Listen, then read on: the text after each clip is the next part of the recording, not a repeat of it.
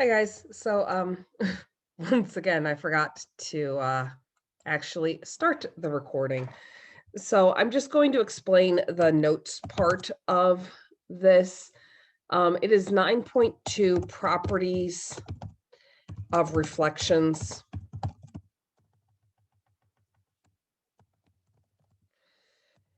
And we have a couple of things. A reflection is the mirror image of a figure or shape, however you want to call it. And a line of reflection is the line over which the figure is reflected. Now, technically, this can be any line whatsoever, but what we are looking at this year anyway is over the x-axis or the y-axis.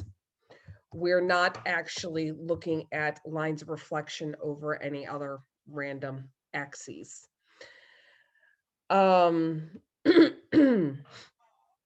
So we are always reflecting over the line of reflection. Now, if you recall, when we were going through the notes, we figured out that there were a couple of things that were true. That if the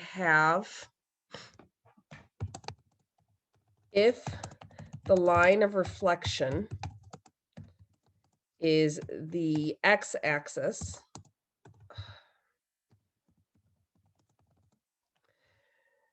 the x stays the same and the y changes.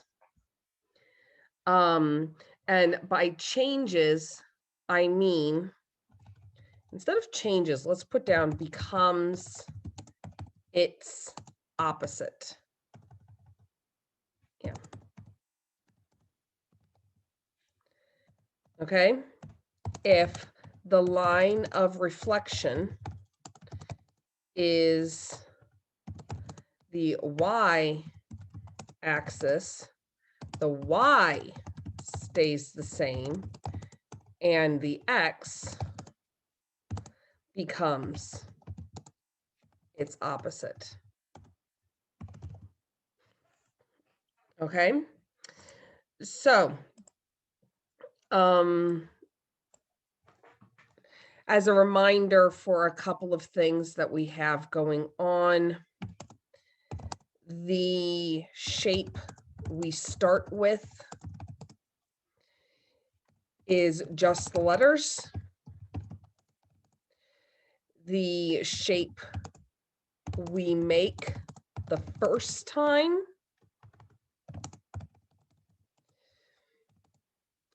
is called prime and has a one, it's actually a line, has a line in the upper right-hand corner of each. The shape we make the second time is called a double prime and has two lines in the upper right-hand corner of each letter. I need to change that, each letter. Okay. Now, that sounds absolutely and utterly ridiculous, and that's okay. Let me draw this. So I have A, which becomes A prime, which becomes a double prime. Okay, that's all that I'm trying to say. That's all that gobbledygook right there is saying. Just a reminder that that's how we know our progression. That's how we know how we went from one thing to another. And you can reflect multiple times. You can sit there and you can do your first reflection over the X and then your second reflection over the Y, or vice versa. And let me show you some of the, this one I have right here in red in the middle is really helpful if you are given points, or if you look at your graph and you go, I know exactly what points those are.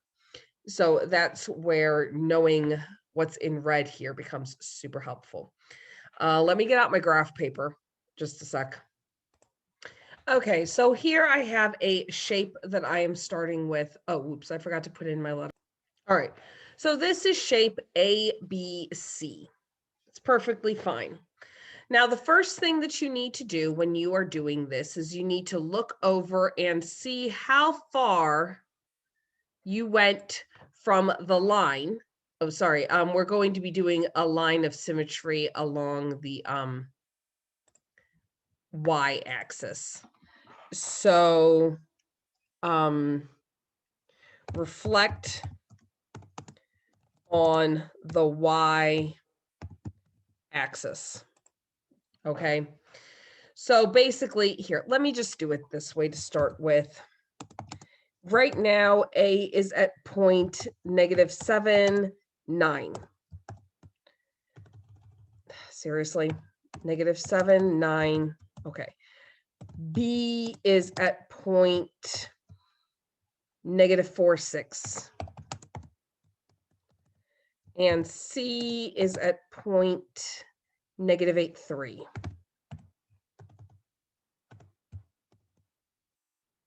Remember, X always comes first, then Y, every single time.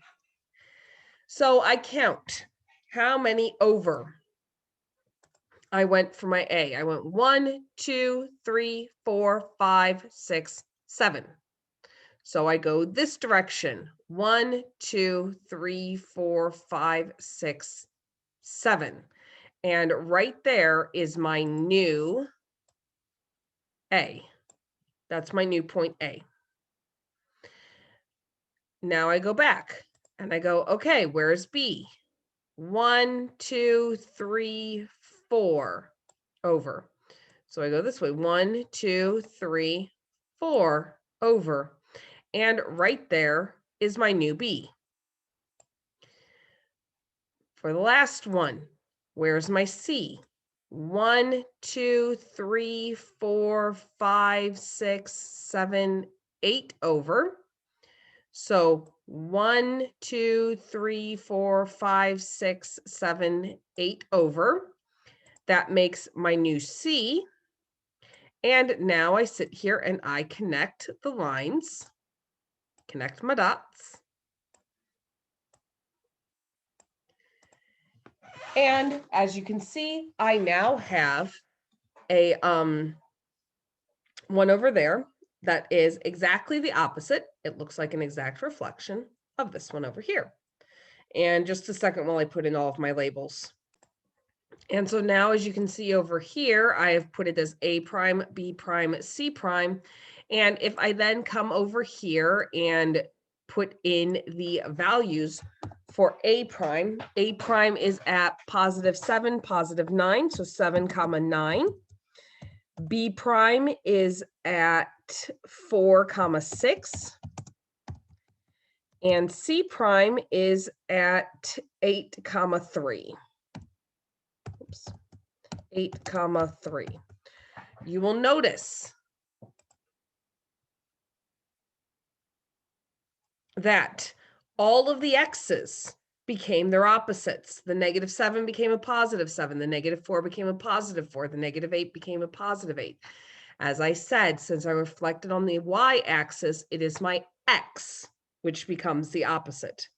So let's do another one. This one, let's reflect our prime on the x-axis this time. So reflect on the x-axis. And so I am going to start off, let's see. So reflect on the x-axis. That's going to be my green. And let's go up to that and starting with A. So A going down all the way, we counted to 9. Or rather, I guess we're supposed to start down there and then go up. That's how I did it last time, wasn't it? So let's start there and go up. So we counted up 9 to get to the A. And now we are going to count down 9 and get to the point where A is now. That's the A double prime. Then I am going to go to B. We went up to B 6 points and down 6 points.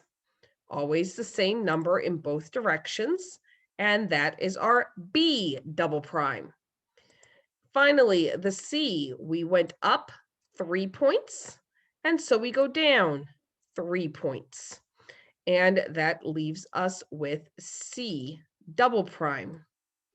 Now let me put in let me connect those.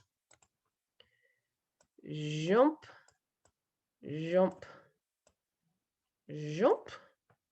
And let me put in all of the labels. As you can see, it looks the exact opposite of each other. Let me put in all my labels.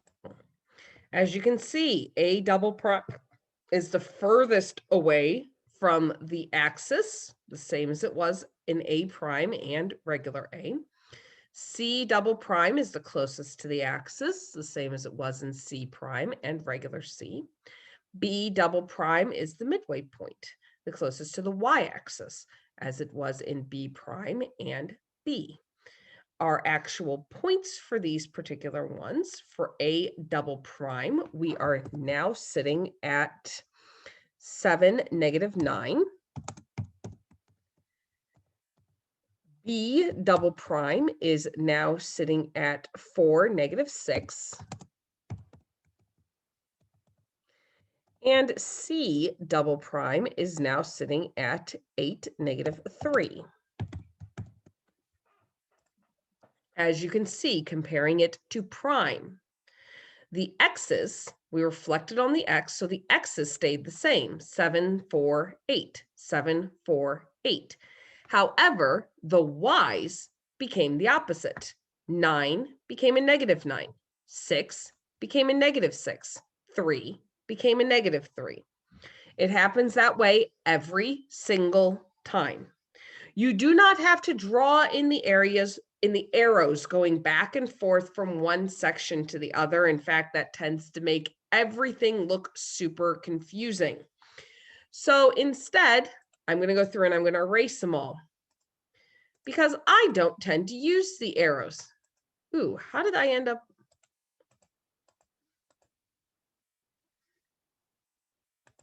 Okay.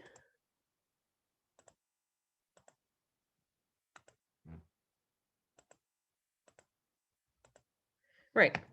I don't use the arrows. I just sit there and I figure out, okay, so where is it? And then where is it going to be? And if you look at it without the arrows, it makes it even more obvious that we are flipping them around.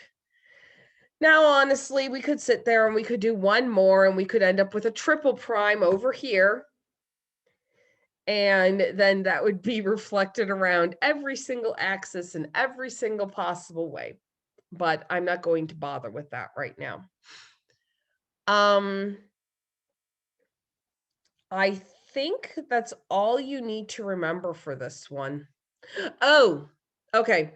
Let me show you one other one. What happens when you have some of it on top of and some of it underneath and that kind of stuff. Just a sec. Okay, so the one that I did in the classroom ended up being a little too much on top of each other. This one hopefully will be a bit cleaner to look at. Yeah. So let's give this one a shot. We start out with D, E, G, H. So I am going to go ahead and do my arrows, and I think I'm going to do my arrows in purple this time. So I'm going to start with D, and D goes over 3, and then it goes over 3 this way, leaving us with a point right here. That is point D. E goes over 2 this way, over 2 this way, which leaves us with another point here. So that is E. Letter G was over 4 this way, and so it goes over 4 this way, leading to another point right here.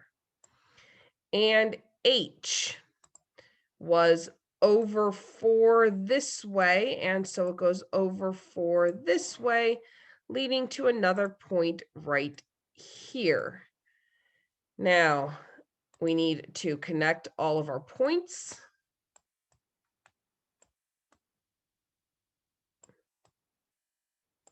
Oh my word, I am erasing all of those arrows. Let's see if that makes it any clearer. If I erase every single arrow, does that make it easier for us to tell what's going on? Okay, so you see how I flipped it on its side over there, and let me put the D back in here. Okay, so that was point D. Let me write in my actual new points. Just a second. Okay, so I have E prime, D prime, H prime, and G prime. And they just kind of sat there, and it's almost like we flipped it, we twisted it on the axis on the same thing. Okay, so that's all that we did. It's like we were spinning a top on the Y axis. If you look at the ones that we have, the X's changed. So here it stayed at 9 for E, but it went from +2 to -2. For D, it stayed at 7 for Y, but for X, it went from -3 to +3. For G, it stayed at 5 for Y, but for X, it went from +4 to -4. And for H, it stayed at 2 for Y, but for X, it went from -4 to +4. Okay, still flipped, still changed, just the one, still made it just the opposite, the negative for a positive and the positive for a negative. It's just, it's kind of ugly looking. And I don't like it when we do these ones because they always end up looking ugly. That did end up better than the one that we tried to do in class. That one was really bad, really bad. Okay, I will talk to you guys later. Bye.